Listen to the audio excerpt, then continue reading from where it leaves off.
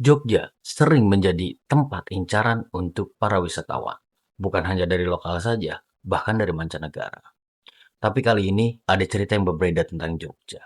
Ini dia ceritanya.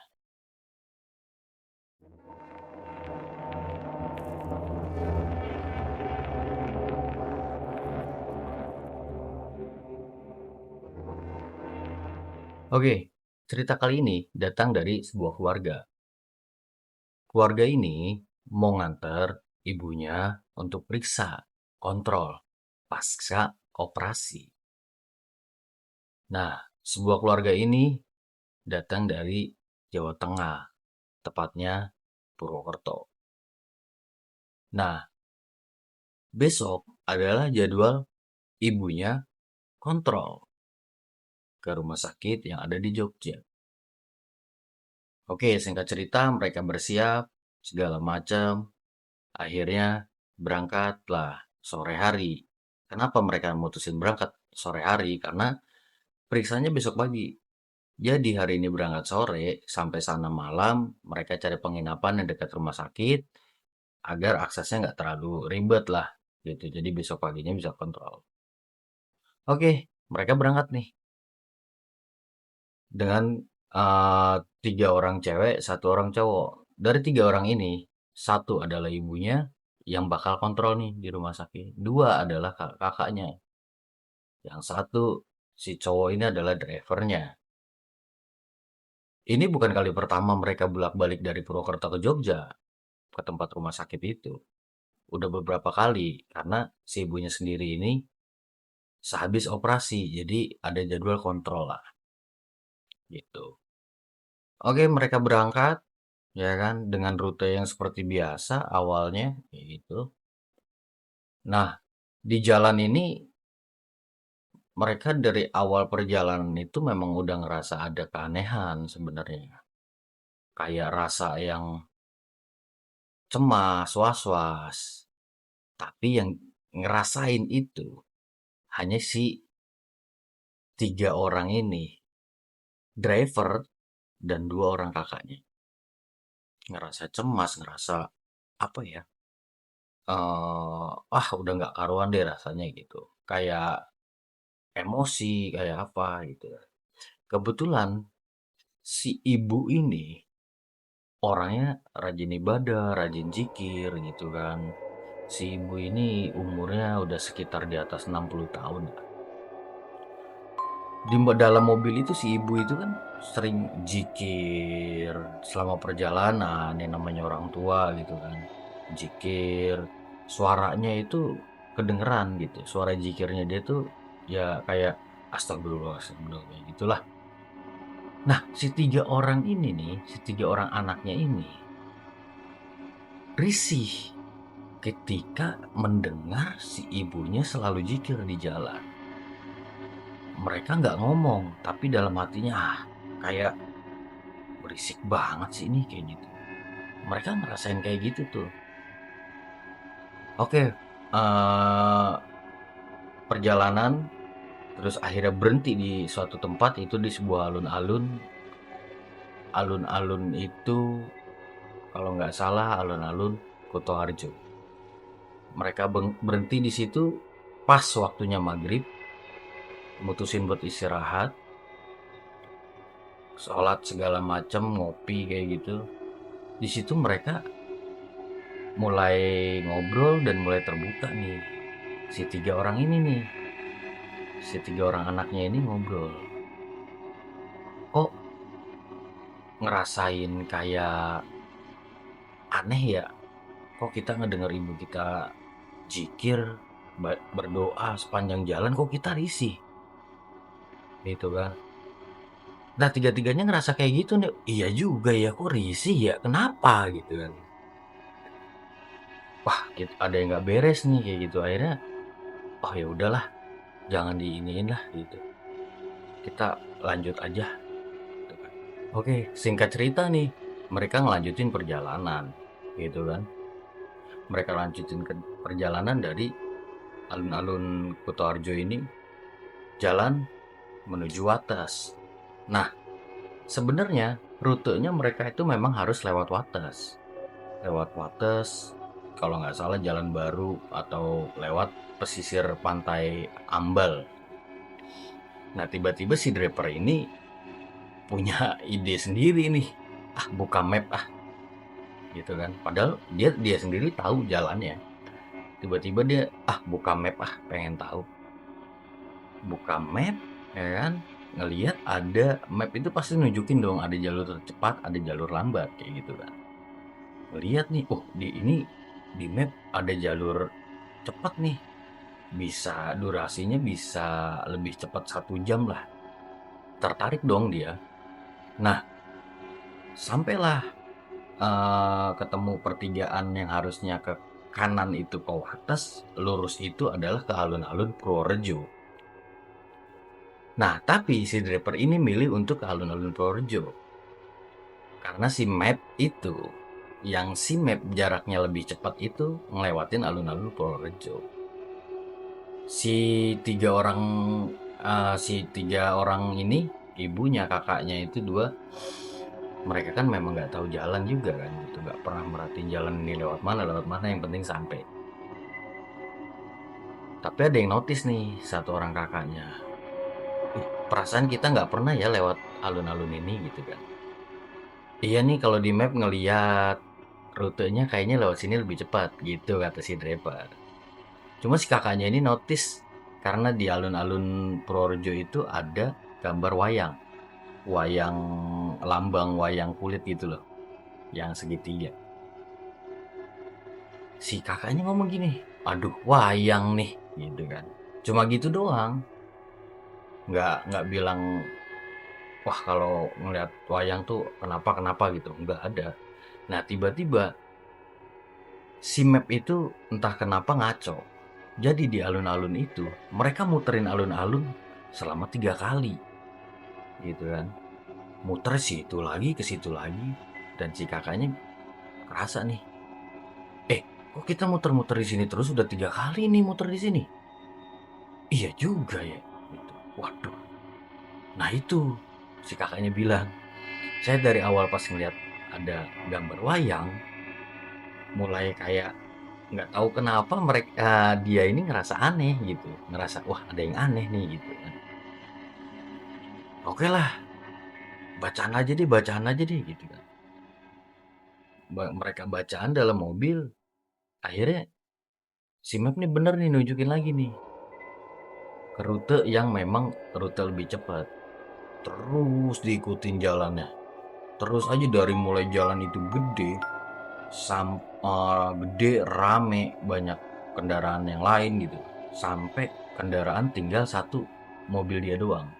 Dan jalannya yang tadinya gede udah mengerucut nih jadi kecil nih, udah masuk ke area kayak pegunungan gitu, karena rutenya memang di situ dilihatnya kayak lewatin pegunungan, jadi mereka harus ngelewatin gunung, jalan pintasnya kayak gitu.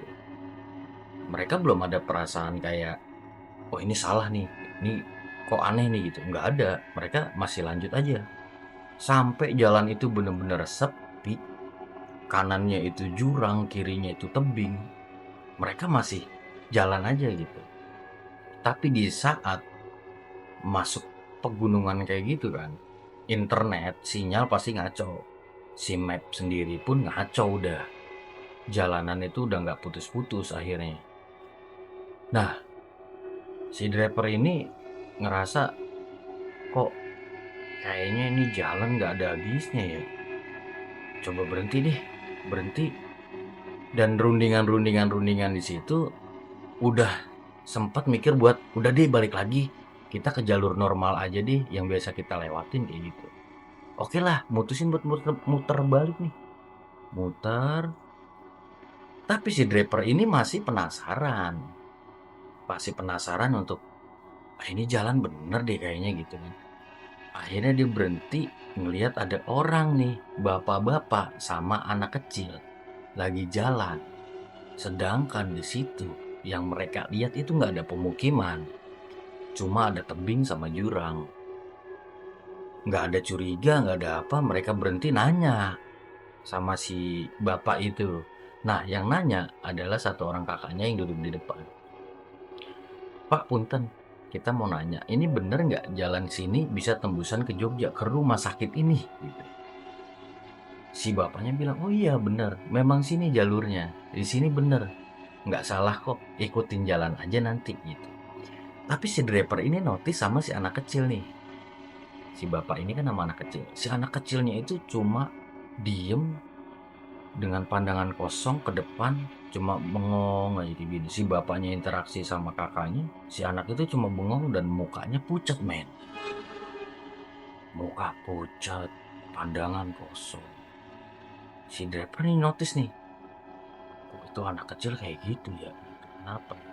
Wah, mungkin karena capek aja. Jadi dia ngelihatnya kayak gitu. Positif mikirnya. Oke, karena udah dikasih tahu jalannya, karena bahwa jalan yang mereka laluin ini bener, muter balik lagi akhirnya nih. Muter balik lagi mereka buat ngelanjutin jalan yang udah tadi dia lewatin, balik lagi terus, terus aja. Sepanjang jalan itu sepi, nggak ada pemukiman sama sekali. Pokoknya kanannya jurang, kirinya tebing. Nah, satu orang kakaknya nih yang duduk di belakang bareng sama ibunya, tiba-tiba ada ngelihat orang di pohon, kayak di ranting pohon, pohonnya nggak terlalu gede lah, di ranting pohon, duduk, nggak pakai baju, cuma pakai celana kolor, duduk kayak ucang-ucang aja gitu kakinya, duduk dan sambil ngeliatin dia gitu, sambil ngeliatin mereka di mobil gitu kayak gini. Dan yang dia lihat adalah sosoknya hitam, bener-bener hitam aja, orangnya hitam banget, badan gede hitam ngeliatin kayak gitu. Dia kaget gitu, ngomong. Si kakaknya ini yang di belakang duduk sama ibunya ini ngomong, "Tadi aku ngeliat itu loh, orang duduk di ranting pohon sendirian, orangnya hitam banget kayak gitu kan." Wah, ngaco, orang ngapain sih malam-malam itu? Dan gini, mereka itu nggak mau berpikir negatif karena walaupun mereka tahu apa yang mereka lihat, apa yang mereka alamin ini, dia lagi di tengah gunung nih, nggak mau mikir macem-macem dan nggak mau ngomong macem-macem, gitu kan. Tapi si driver ngomong gini, "Wah, udah jangan macem-macem lah di tengah hutan kayak gini. Kayak gini mah, mau katanya ada orang tiba-tiba ngehadang atau minta tolong apa segala macem juga saya tabrak. Buat keselamatan aja." Itulah. Oke. Nah, setelah ngomong kayak gitu, dia jalan terus. Ini tuh jalur kayak nggak ada habisnya tuh. Jalan tuh, nggak ada ujungnya tuh. Si map itu tuh bener-bener lurus aja. Bener-bener nggak ini deh. Mungkin si mapnya juga udah ngaco kan ya. Udah, tiba-tiba jalanan udah mulai turun naik nih. Udah mulai ekstrim nih si jalanan nih. Ekstrim. Sampai ketemu titik ekstrimnya tanjakan itu sekitar 180. Udah kayak gini banget lah. Udah curam banget gitu kan. Padahal si driver ini ya udah biasa lah gitu kan. Udah tahu nih depan bakal ada tanjakan nih, bakal ada jalan yang benar-benar curam nih. Dia ngegas dari bawah. Set ya kan. Udah ngegas ya kan, udah persiapan. Begitu naik dia si jalurnya ini tuh jalan ini langsung belok kayak gini kan. Otomatis agak kagok dong. Begitu naik pas mau belok, set, tahu nggak si driver itu ngelihat apa? Ngelihat sosok tinggi gede ada di tengah jalan, berhenti kayak gini, kayak lagi sila lah, kayak lagi begini, kayak ngehadang dia di tengah jalan. Tiba-tiba si driver itu kaget, ngerem, posisi lagi nanjak kayak gini, dia tarik rem tangan, ngerem, ternyata apa? Remnya blong. Kebayang dong, rem blong, otomatis si mobil mundur sekaligus. Untungnya si driver masih sadar nih. Dengan kondisi kayak gitu, driver masih sadar. Anjir, wah rem blong nih. Panik dong yang di dalam mobil.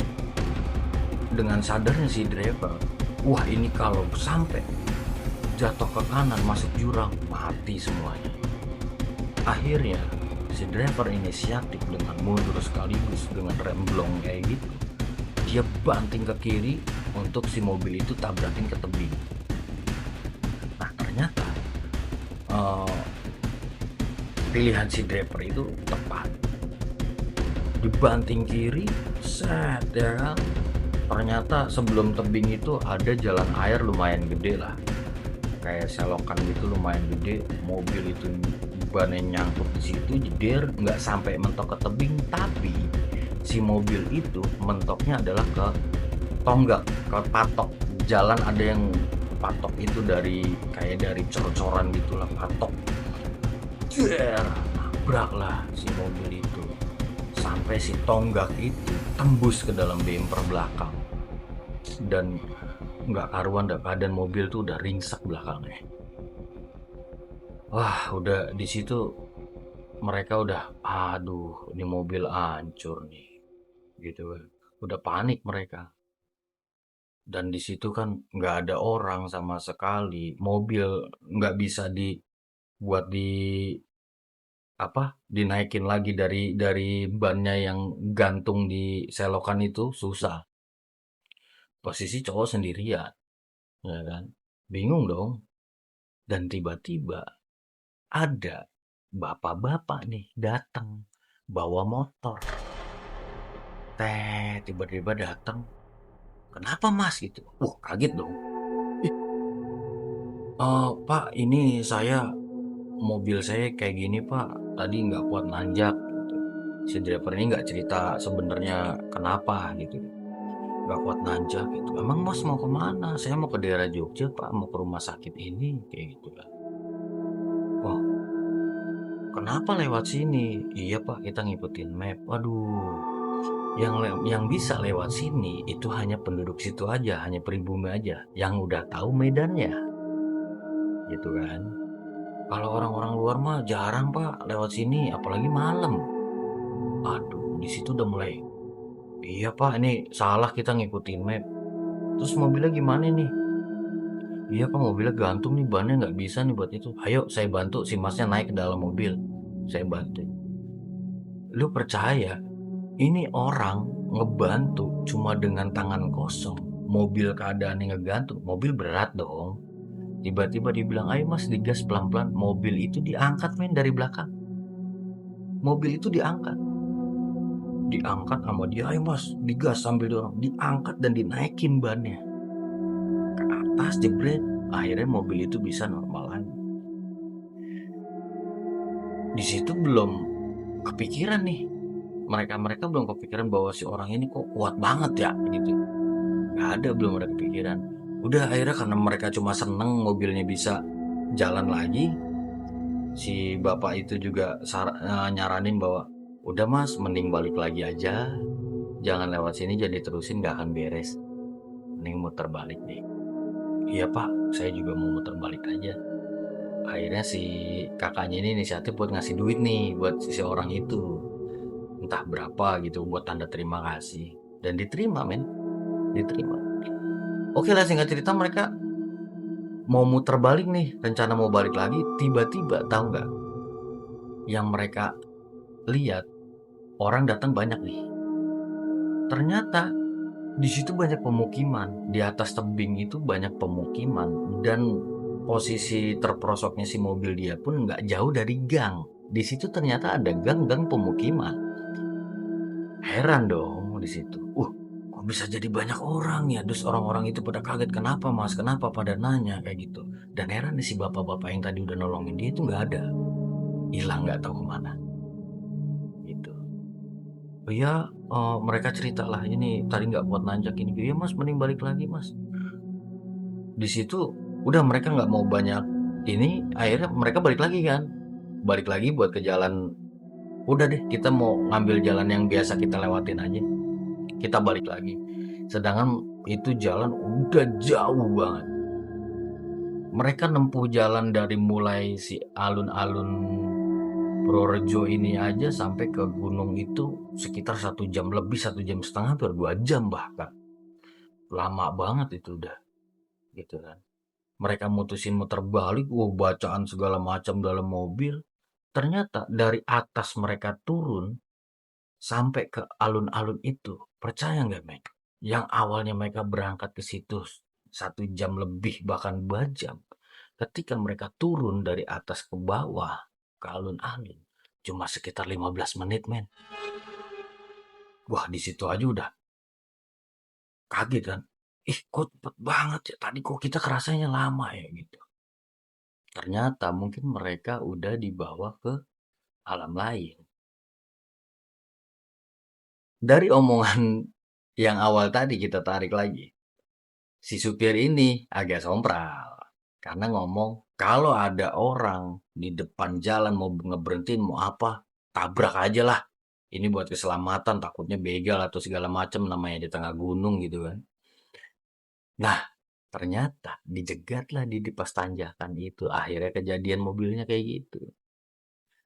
Udah, singkat cerita nih, dari alun-alun mereka ngambil ke arah Wates dan berhenti di pom bensin untuk ngilangin rasa paniknya ya, deg-degannya, capeknya gitu kan. Dan nenangin pikiran intinya. Berhenti di pom bensin, mereka nyeduh kopi segala macem, makan gitu kan buat nenangin pikiran, buat istirahat dulu lah. Udah habis shock terapi kan. Makan segala macem, si supir ini ngopi nih, ngopi, ngopi, ngopi, ngerokok. Karena di situ ada area buat ngerokok.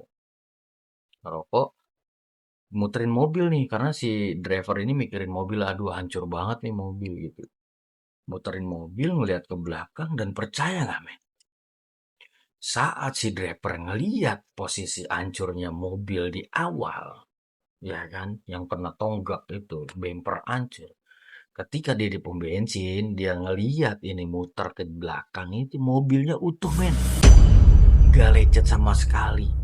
Bayangin aja, yang tadinya hancur dan di dalam mobil ini semuanya nyaksiin bahwa mobilnya hancur gitu.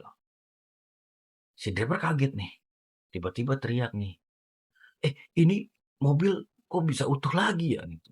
Wah nggak percaya dong, kakak-kakaknya dan ibunya juga karena mereka nyaksiin sendiri mobil itu hancur. Mereka turunlah dari mobil pas lihat, loh iya kok bisa ya, ini mobil utuh lagi dan nggak ada lecet sama sekali, percaya nggak?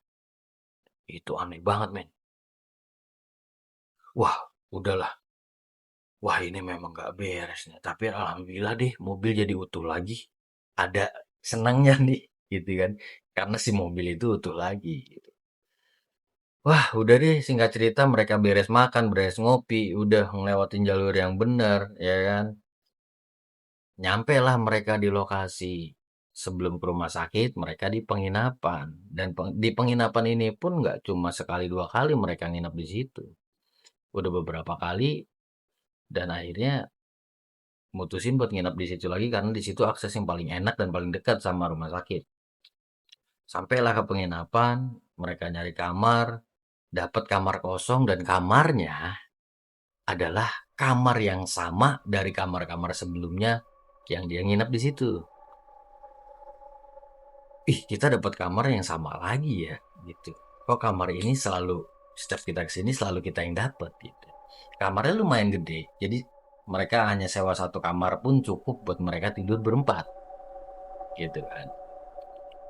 Oke lah, singkat cerita nih, udah capek segala macem, wah udah nggak karuan dengan kejadiannya, istirahat nih.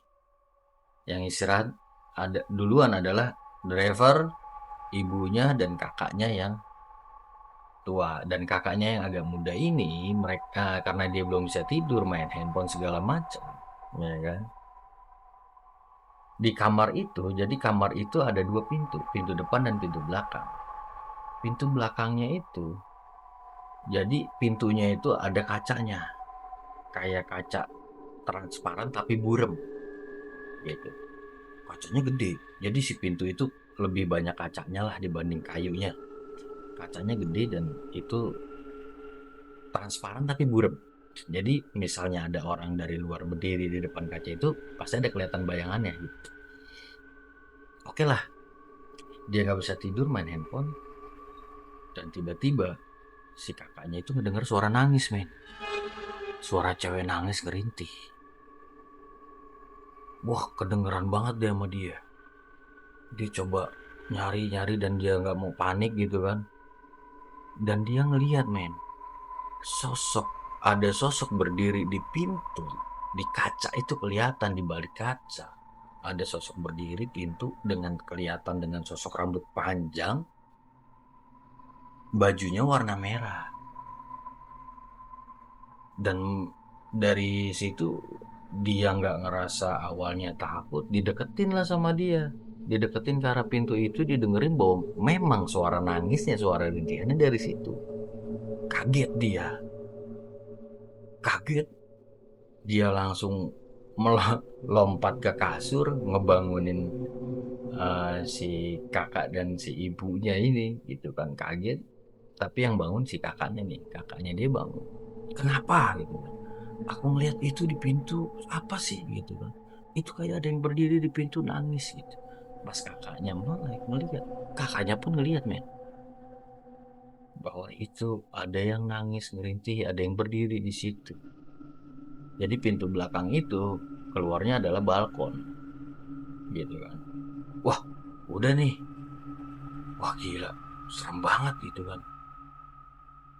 Udah bacaan segala macem, bacaan, udah nih, hilang nih akhirnya. Gitu kan, udah. Singkat cerita, besok pagi cerita nih ceritanya sama ibunya sama si drivernya yang nggak bangun di malam itu kan. Semalam gini gini gini gini gini. Wah, udah jangan dipikirin deh. Gitu kan. Udah. Dari kemarin kita dari perjalanan aja udah kacau banget, udah jangan dipikirin gitu. Wah, udah deh. Pokoknya udah stop cerita-cerita gitu. Kita fokus aja sekarang ke pengobatan ibunya, kontrol ibunya gitu kan. Dari situ mereka, wah udahlah coba lupain aja lah. Udah jangan kita berpikiran negatif lah gitu. Besok habis ibu kontrol kita langsung pulang aja deh. Biasanya mereka itu setelah kontrol segala macam mereka masih istirahat di penginapan dan bisa pulangnya besoknya gitu. Dan itu enggak, selesai kontrol selesai mereka mutusin buat langsung pulang dan check out gitu kan, karena ngerasa dia udah nggak beres nih, jadi pengen jalan dari situ siang siang lah, masih siang dia udah jalan biar nyampe rumah tuh nggak kemalaman gitu, nggak mau malam di jalan lah intinya kayak gitu. Singkat cerita mereka udah ngalamin itu dan sampai ke rumah, dan alhamdulillah mereka selamat semua dengan kejadian-kejadian yang dilewati kayak gitu ya. Akhirnya itu menjadi catatan yang lumayan ekstrim buat mereka ya. Kayak gitu. Dan bersyukur di situ masih dikasih selamat, dan ya intinya kayak gitulah, balik lagi kayak ketika lu ada di daerah pegunungan atau di daerah wingit segala macam atau angker, kita nggak tahu ya daerah namanya di pegunungan itu daerah itu angker atau enggak, sejarahnya seperti apa nggak tahu juga. Intinya jangan pernah ngomong sembarangan, baik di sengaja maupun tidak, ya kan. Baca doa deh, intinya kayak gitu. Oke, mungkin sampai sini ceritanya, dan mungkin gue bakalan nyuguhin cerita-cerita lainnya yang jauh lebih menarik dari ini. Dan terima kasih banyak gue ucapin selalu untuk kalian yang selalu setia buat dengerin ocehan gue, dan terima kasih banyak juga yang udah like, share, dan juga subscribe ya kan. Thank you, terima kasih banyak. Ketemu lagi bareng gue Robi Jumbot. See you.